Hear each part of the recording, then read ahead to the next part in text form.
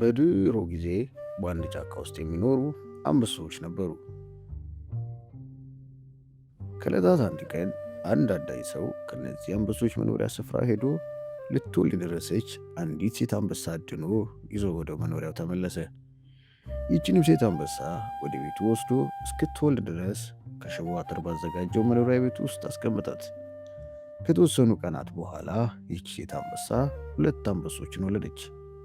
አዳኙም ሰው ሁለቱን የተወለዱለትን አንበሶች እያላመደ ለማኖር ከእናታቸው ለይቶ አስቀርቶ እናትየዋ መልሶ ወደ ጫካ ወስዶ ለቀቃት። እነዚህ 2 አንበሶች ከዚህ አዳኝ ሰው ጋር በተዘጋጀላቸው ቤት ውስጥ አብረው መኖር ጀመሩ። በየዕለቱ አዳኙ ሰው ለእነዚህ አንበሶች የሚያስፈልጋቸው ምግብ ያቀርብላቸዋል። ነገር ግን ከመኖሪያ ስፍራቸው እንዲወጡ አይፈቀድላቸውም። ለማንኛውም ይህ አዳኝ ሰው 2ቱን አንበሶች እነሱ የሚፈልጉትን ሳይሆን እሱ በሚፈልገው መንገድ አሳደጋቸው።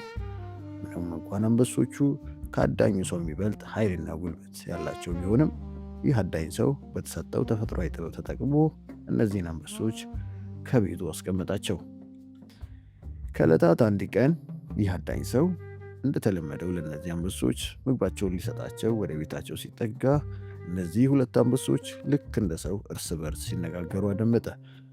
አዳኙ ሰው እጅግ ደንግጦ አንበሶቹ እንዳያዩት በግድግዳው ተሸሸጉ የሚነጋገሩትን ያዳምጥ ጀመረ። እኛ የምንኖርበት ምድር እጅግ ደስታና ተድላ የበዛበት ነው። እጅግ በርካታ ዛፎች የሚገኙበትና ጥቅጥቅ ደን ያለበት ነው። ከዚህ ደን ውስጥ ቁልቁል የሚፈስ ወንዝ ይገኛል። ከዚህ ወንዝ ውሃ ለመጠጣት በርካታ እንስሳት ይመጣሉ። ከዚሁ ስፍራ በሚገኘው ተራራ ላይ ቆመ ቁልቁል ስትመለከት ሰፊ ሜዳ ታያለህ። ከዚህ ተራራ ላይ በተለያየ አቅጣጫ የሚወርደው የወንዝ ውሃ ከሜዳው ላይ ተሰብስቦ ትልቅ ሐይቅ ፈጥሮ ይታያል። በስፍራው ላይ የሚገኙት እንስሳትም ከዚሁ ሜዳ ላይ ምግባቸውን ሲለቃቁሙ ቆይተው ከዚሁ ሐይቅ ውሃ ለመጠጣት ይሄዳሉ።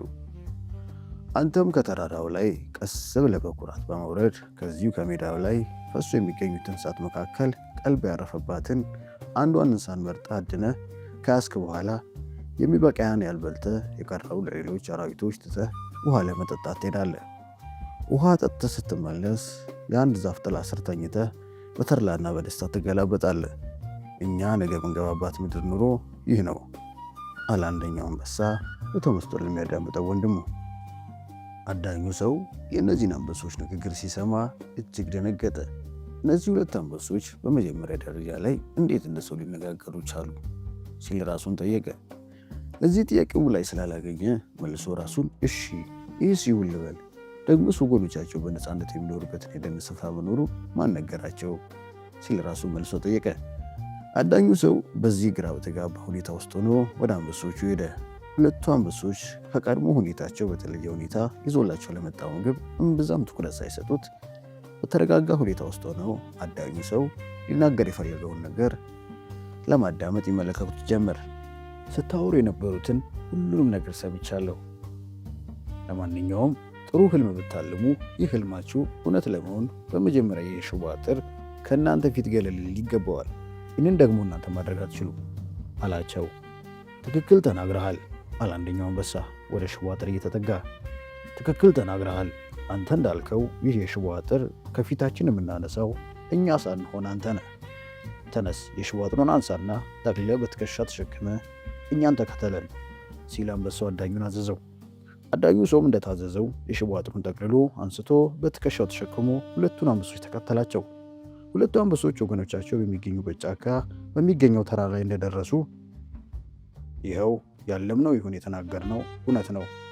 እንግዲህ አንተም ወደ ቤት ተመልሰህ በተሰጠህ ክብር ደረጃ ኑሮህን ኑር፣ እኛም በተሰጠን ክብር ደረጃ በዚሁ ስፍራ እንኑር ብለው አዳኙ ሰው ወደ ቤቱ መለሱት።